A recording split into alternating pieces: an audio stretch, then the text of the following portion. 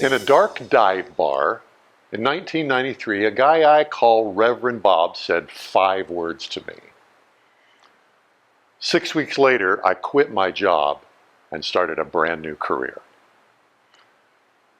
I'm going to tell you what those 5 words are in just a minute. But first, have you ever felt stuck? Just stuck. We all want basically the same things, don't we? We want good health, close relationships, and meaningful work. I like to call these categories blood, love, and money. I've used these 5 words to make dramatic changes in every part of my life: blood, love, and money. I'm going to give you examples from all 3. First, blood. August 2nd, 2022, I woke up on the floor of my office in a pool of my own blood. 6 feet away was another pool of blood. To this day, I don't know what happened, but from that moment on, I began experiencing I began suffering grand mal seizures about every 6 weeks or so, sometimes 3, back to back to back in the same night. This was a life-threatening health crisis. The doctors checked me out and gave me all the tests. They couldn't find anything to indicate why this had started or why it continued. None of the treatments they gave me did anything to help me. I was on my own. I used these 5 words to take control of the situation and to restore myself to complete health. I'm seizure-free today. That's the area of blood. What about love? In early 2018, I left a miserable relationship. I tried to make it work for years without success, and I finally called it quits. I thought I'd be single the rest of my life. But a couple of years later, April of 2020, I decided to put these 5 words to work in my own life. 2 months later, I met my soulmate, and we've been blissfully together ever since. She's sitting right there. Well, I started with talking about money, work. When Reverend Bob first said those 5 words to me, I was in a job I hated, doing work I didn't believe in, with people I didn't like, for a paycheck I frankly found offensive. 6 weeks later, strictly because of those 5 words, I had started a brand new career and transformed my life. Okay, you guys have waited long enough. What are those 5 words? Listen close. You get what you want. You get what you want. You get what you want. Now, I know what you're thinking. That's ridiculous. My life, my work, my health, my relationships are not working out the way that I've wanted them to. That's not true. I understand. I had the exact same response. It's hard to believe it when you don't see it. Now, in a minute, I'm going to share with you an incredibly cool brain hack you can use to move yourself from a place of not believing to believing, and from believing to seeing, and from seeing to experiencing. But first, I'm going to tell you why you don't see it. In 1999, a pair of researchers, Daniel Simons and Christopher Chabris, I don't really know how his name's pronounced, that's how it looks like to me. They first conducted their famous invisible gorilla experiment. Maybe you've heard of it. Participants were shown a video that featured 2 teams of people, one wearing white shirts, one wearing black shirts, passing a basketball back and forth between each other. The participants were told to count the number of passes made by the team in white shirts, ignore the other team. Right in the middle of this video, a dude in a full-on gorilla suit struts on stage, turns and faces the camera, pounds his chest like a gorilla, and spins and turns off and struts off the other direction. After the video was over, participants were asked, "Did you notice anything unusual?" Half the people noticed nothing. Now, this experiment has been replicated dozens of times across thousands of people, always with the same results. Psychologists call this particular phenomenon inattentional blindness. And no, I'm not mispronouncing the word. It is inattentional, as in not paying attention blindness. But what does that have to do with what I'm talking about, what we're experiencing? Well, briefly, it just means this. You cannot see what you are not looking for, especially when you're looking for something else.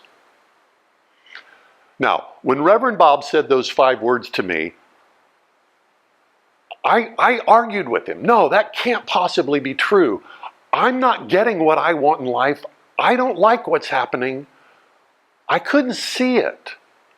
I had an invisible gorilla problem. It was right there in front of my face, and I couldn't see it. It's right in front of your face, too. Now, I promised you a cool brain hack to help you see it. Luke Skywalker, Marty McFly, Harry Potter. These 3 are the heroes of 3 of the most popular movie franchises in history. All 3 of these stories hinge on things that are impossible. Whether it's faster than light travel in Star Wars, or wizards and magic in Harry Potter, or travel in time in Back to the Future, audiences routinely accept things we know are impossible, just so that we can enjoy the story. And it works. Wow, does it work? The filmmaker and the audience enter into this implicit agreement. We're going to pretend together for the next couple of hours that faster than light travel is possible. We're going to pretend that wizards and magic are real. We're going to pretend there's a device that you can feed garbage into called a flux capacitor that sits on top of a DeLorean that when it accelerates to 88 miles an hour, allows it to travel in time. Audiences routinely enjoy stories like this that contain things that are impossible because they suspend their disbelief. And that's the secret ingredient. Suspended disbelief. Now, suspended disbelief is not some sort of sleight of hand magic trick you play on yourself to fool yourself. There's actually some very sophisticated mental processes taking place when you choose suspended disbelief. Let me give you some of them. Your prefrontal cortex suppresses critical judgment, and that allows you to believe impossible scenarios. Your amygdala activates, and that fosters emotional engagement. Your default node network engages to make it feel real. Your mirror neurons fire so that things that are you can't believe, it makes disbelief easier to suspend. And finally, you get a dopamine release that triggers your brain's reward system. Suspended disbelief is a terrifically powerful way to hack your own brain. Now, when Reverend Bob said those 5 words to me, I argued with him. No, that can't be true. I'm not getting what I want. I went home and I argued with myself. That can't possibly be true. I know that's not true. I don't like my life. This is not the way I wanted it to work out. And finally, I decided I'd run an experiment on myself. What if it is true? Pretend that it's true. Pretend that I do get what I want. I hated my job. That much was true. But what was I getting out of this situation that I felt stuck in? Well, I started to think about it. I get a regular paycheck. I get a predictable schedule. I get paid vacation. And I have very little responsibility. When I looked at my life from this new perspective, that's when my eyes were opened. And I had a horrifying thought. Is this what I really want? If I really wanted my own business like I said I did, if I really wanted to be my own boss, I'd readily abandon the predictable paycheck, the regular paycheck, and the predictable schedule, and the paid vacation, and I'd embrace a whole lot more responsibility. And that's when it hit me. I was getting exactly what I wanted. I was going to have to change my wants.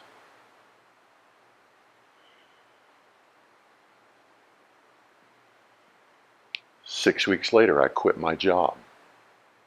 I partnered with a friend.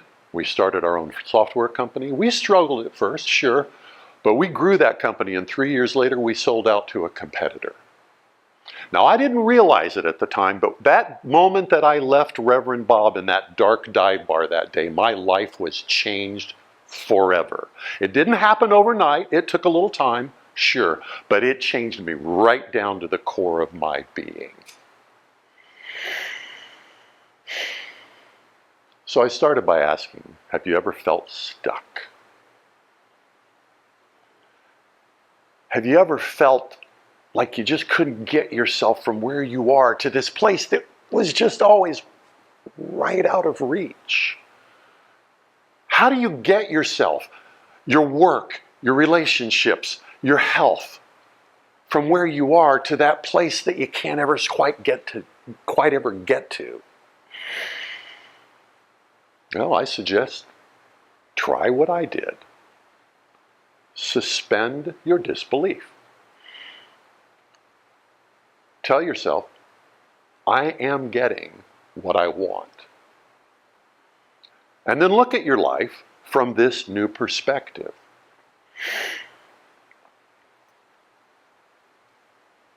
When I looked at my life, I was getting a regular paycheck, paid vacation, predictable schedule, and very little responsibility. What are you getting?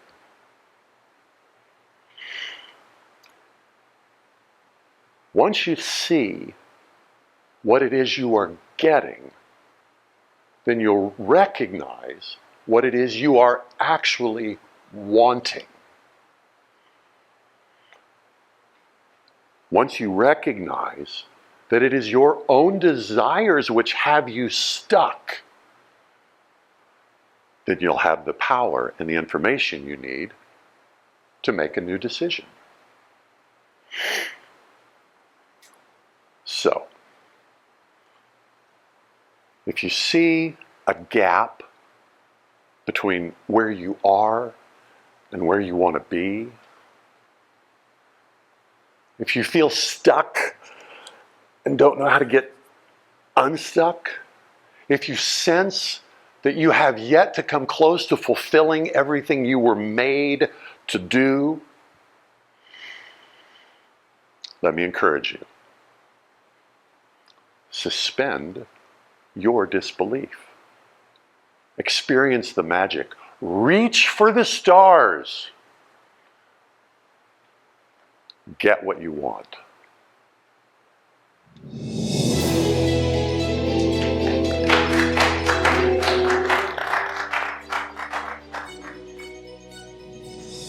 You get what you want. That's the spoiler. If somebody watches the Q&A before they watch your video, Jack, that's the title. That was fantastic. And it reminded me of Like there's this notion, and we hear Roy Williams talk about it all the time, that passion, if you want to be passionate about something, then you just do the thing. You do the thing and do the thing, and the passion follows. The passion doesn't lead. The passion follows. So your key is changing what you want. And gosh, the examples you gave, I couldn't be bigger. Yeah. Well, for me, what was revelatory, is that a word, Fletcher? Sure. What was revelatory for myself was I had deceived myself into thinking I actually wanted this one thing, but the behavior of my life indicated clearly that I wanted something else. And when Reverend Bob said, and Reverend Bob is actually not his real name, and it didn't actually take place in a dive bar, I wrote this long, beautifully narrated story about Reverend Bob saying these words to me, and I shared it with you, and you said, cut all of that out and start in the middle. And I thought, okay, that's better. I thought it was a good start. It was, yeah, right? Yeah. Great But that was what was so jarring.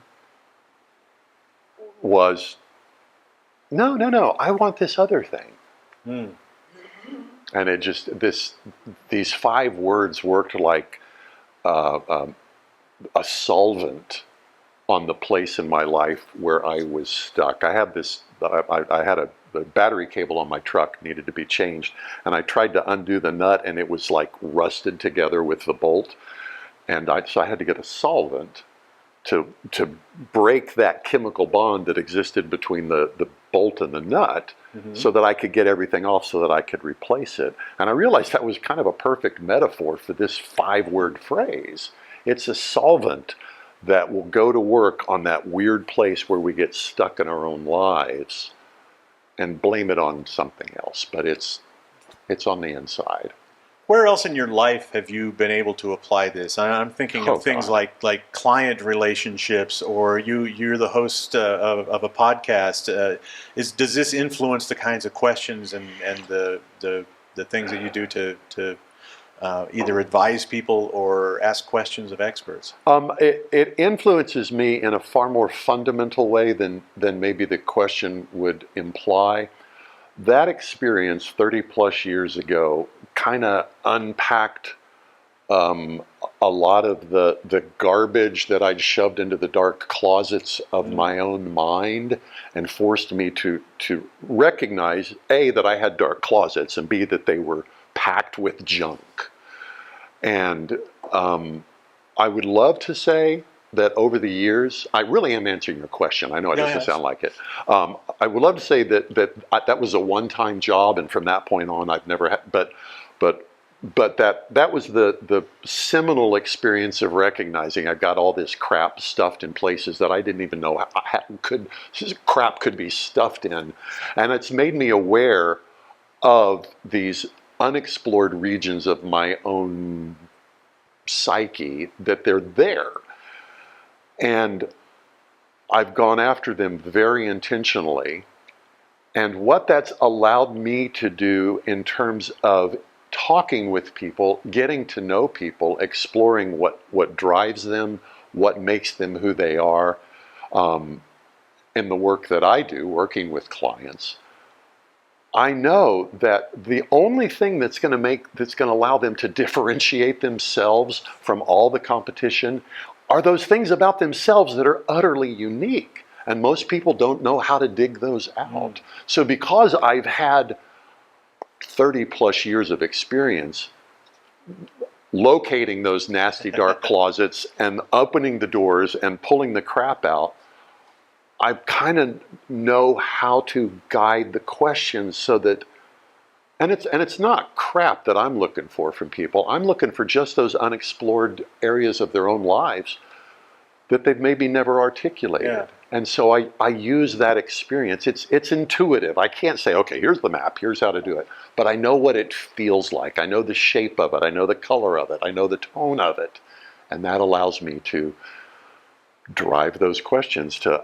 I regularly get, when I'm interviewing people, I'll regularly have people go, wow, nobody's ever asked me that before.